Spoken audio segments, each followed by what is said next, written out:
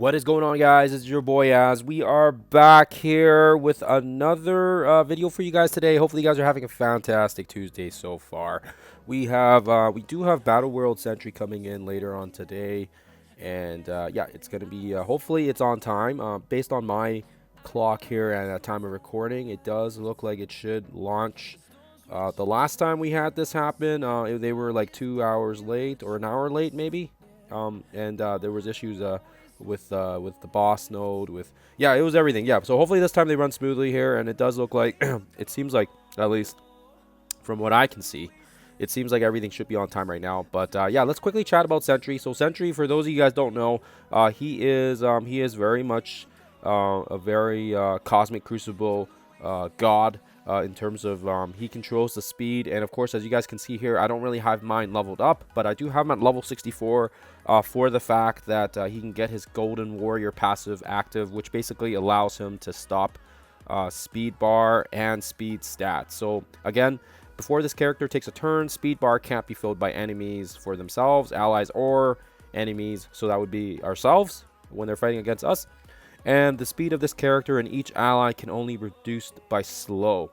What that means is Emma Frost won't be able to change the speed. And then as you guys can see here, this character's speed bar cannot be reduced, and yeah, enemies can also not gain stealth. Villain enemies cannot gain stealth, excuse me. So yeah, obviously he is very, very good in Cosmic Crucible, even with L64. So what I do is I usually slot him into teams like with Daemon or other offensive heavy teams that can basically, take out other teams, but we just need the little help in the assistance to stop the speed bar. So this would help. This would help basically stop, like I said, like Emma Frost's, her passive that reduces our speed, and of course as well for teams like, if they have a Super Scroll on there and that Super Scroll uses his, the special to kind of reduce our speed bar. This would stop them completely. This would also, this would also mean he kind of does exactly as a one character. Member, he kind of does what some teams can do altogether, right? Like, for example, if we go into Starjammers and you need, you need basically all 4 or 5 of the Starjammers together. I believe it's Howard. He's the one that stops the speed. And yeah, speed bar can't be filled. And if this character has 4 more Starjammers, the speed of all enemies can only be altered by positive and negative effects. So, but you need all the members of the Starjammers. And I'm not going to go through all the teams here, but I think you guys can kind of see here just how good Sentry is. I mean, I'm not really, I'm not a super duper Cosmic Crucible wizard, but I would say if you guys are under that resource crunch and you guys are kind of watching your resources spending and your gold and all the other stuff, bring him up to level 64. If you get the unlock on him this time around, or or next time, just keep that in the back pocket, right? You can still take advantage of the fact that his passive is very, very broken, and of course as well, I don't think he's as good as Null, because Null. Null is so good. Like he's good in Dark Dimension, he's good in Arena, he's good in Battle World, he's good in War. But yeah, Sentry only really shines here because of the fact that he is limited to Cosmic Crucible. That's not to say his special and his ult doesn't hurt or it doesn't do damage, but we take advantage of the fact that he is, he is a Cosmic Crucible oriented character, and the fact that he can stop the speed bar and he can control speed as well. The speed of this character and each eye can only be reduced by slow. So again, this just helps us out with other characters that can reduce our speed. So he is really, really cool in that regards. So yeah, definitely get the unlock here. Now let's quickly talk about his boss battle. So back in the blog here, and I'm going to attach this in the links in the description as well here, so you guys can have a look at it on your own perusal through, if you guys have time for it. But again, his boss battle is interesting, and I'm not going to have any gameplay today because I don't want to overwhelm you guys too much. But we'll have another explanation of this later on in the week here when his boss battle does go live on Friday. But essentially, yeah, he's going to have 2 forms. He's going to have his Sentry form where he spawns, and he's going to have the Avenger allies. And essentially when you play against this, Sentry, he's gonna get this stack of heroism here, and every time he gets attacked, he loses one of these stacks of heroism. And when he runs out of the heroism, then he basically takes a dark turn, and yeah, he destroys all his Avenger allies. He transforms into Void, and then he gains a stack of rage for every Avenger ally he destroys. So this is important because we want to limit the amount of rage that he gets before he transforms. So this is why it's important. You got to take out all the Avenger allies before he gets to his last heroism. Otherwise, he gets stronger. So again, rage and grants empowered void and sentry boosted damage and speed bar bonuses. So this is why we do not want him to have allies when he does die. So then when he does go into void form, then he summons another stack of allies to his side here, and it's going to be villains. And you see here, it's the same sort of situation. He's gonna have a stack of, he's gonna have a void stack, and yeah, we're gonna attack him, and he's gonna lose a stack of void, and then when he loses all his void, all his villain allies are destroyed. He loses his empowered form, and he goes back into sentry, and then he regains his stack of heroism, and then he summons a new team of Avenger allies, and yeah, it just kind of goes on and on and on and on. But keep in mind here, each time, yeah, again, this is kind of a similar situation. Each switch not only refreshes his allies, but it also fuels his rage, making him faster and deadlier. So again, every time he switches, he gets more rage. So that's why there's a strategy here where you want to kind of prolong both the forms as long as possible, so that essentially he doesn't keep getting stronger and stronger and stronger. So basically, the faster you kill him and the faster you progress through his his battle, the stronger he gets. And that makes sense, because otherwise you'd have like an infinite battle. Although there are characters that can last to the end, right? The 5-minute timer. So again, I don't. Yeah, this just talks more about his playable character kit here. But again, yeah, there's not really anything to note here other than the fact that I'll just quickly go over his abilities here. So there's this meteoric crush. He flips all positives into negatives, and then he attacks enemies, and it's unavoidable and it can't be blocked. So this is where, when he flips the positives into negatives, this is where we use teams like Fantastic Four, Astro, Odin,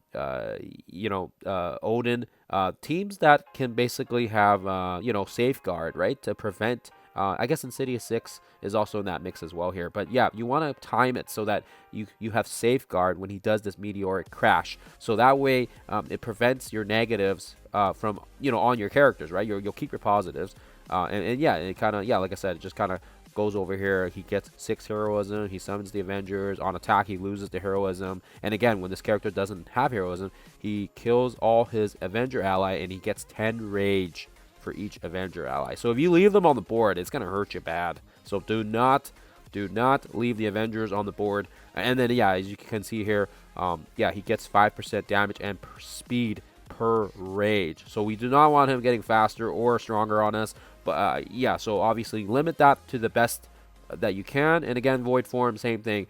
His alt actually attacks all enemies, and again, he applies the following negatives to all enemies for 3 turns. So 3 bleeds, 3 offense down. So again, if we are able to find a way to time the safeguard and to time immunity, you can prevent some of these negatives. I mean, obviously, when you play through it, there's no way you're going to be able to time it all in every single time. But it, do it later on so that you can help prevent some really massive damage, especially when his damage and his speed is like off the charts, right? Especially then. But again, same thing here. Gain rage, fill this character's speed bar by 20%. And if this character has 10 rage, fill all allies speed bar by 10%. So yeah, you want to make sure you're taking care of his allies. Otherwise, he gets more stuff. And then yeah, on attack, he loses the void, and yeah, he gets 5% of speed per rage, and yada yada yada yada. So yeah, lots going on here. This is just a player version of it. Again, we don't care about that. But again, I hope you guys can see here just how important it is to take care of his characters, his allies, before he switches, because if you don't, he just gets that massive boost to his damage and his rage. So that's kind of all I want to really talk about the boss battle. And again, this is on Friday. I'll see if I can get some gameplay for you guys before then. Most likely Thursday, I think. I'll maybe try to do it Thursday, so that way you guys have something to look at. But otherwise, if you guys want a quick peek, you can always look at some of the other YouTube videos on there as well already. You just put Sentry World Battle Boss, and lots of other great content creators have already got footage of it. So for sure, you can check it out if you're eager beaver. Other than that, guys, yeah, let's quickly get back into game here. So approximately 3 hours now before Battle World Sentry is live. So this is that time of recording as well, and by the time I upload it onto YouTube for you guys, it'll probably be less time than that. But anyways, so as you can see here, you can start previewing it, and you can kind of start going through the nodes. We're not going to go through every single node here, but there is the particular chaos node that I do want to talk to you guys about today. And again, I feel like if you guys have been following along on some of my baby videos on my baby account, you guys will see that there is a lot of key teams that we've already kind of utilized and we've already talked about, right? Like mission 1, the elite mission, Fantastic Four Brimstone. This is another one, this mystic section. Again, we can use a lot of great mystic characters here. And then there's a mutant section or non-mythic. This is where you can use Hellfire, villains. You can use your Insidious, Quasar, Blastar. Everyone's gonna have access to Quasar, Blastar now, thanks to the sagas. So again, this time around, I feel like perhaps more people will be able to chip in and get more points as well here. Now, this Chaos node is very, very. I would say out of all the Chaos nodes in all the days, in the 3 days, this is probably the hardest one here, and it's because of the timing here. We face up against a Mephisto here, and you kind of have to time it so that when you're attacking him, you want to make sure that you kind of work out the turn order. And again, like I said, this time people will have access to Blastar, Quasar, and Thunderstrike, and again, it's just all about timing, and so that you can land a killing blow before Mephisto does his thing here. And obviously, yeah, you want to make sure he doesn't get these positives, right? Otherwise, yeah, it's just going to be a pain in the butt. And hopefully helps you guys out here. This is the team that I used, and again, it was, you know, like I said, they haven't had changes to Battle World basically since like last year, so they've kind of kept the same Chaos teams. They've kind of kept everything else the same. So I'm assuming, you know, they want to keep it simple, and for people that are doing this, and yeah, I do feel like this is kind of nice for people that are trying to get that extra last batch of the Sentry Shards. And as far as I know, this should technically be the last Sentry, right? Prepare, you know, this is the last time he's coming into the Battle World, and the next time we will be facing against Maestro. So that will be really, really cool to see as well. And again, like I said, there's definitely you know, there's definitely other teams you can use on that Chaos node. It's not an exact science.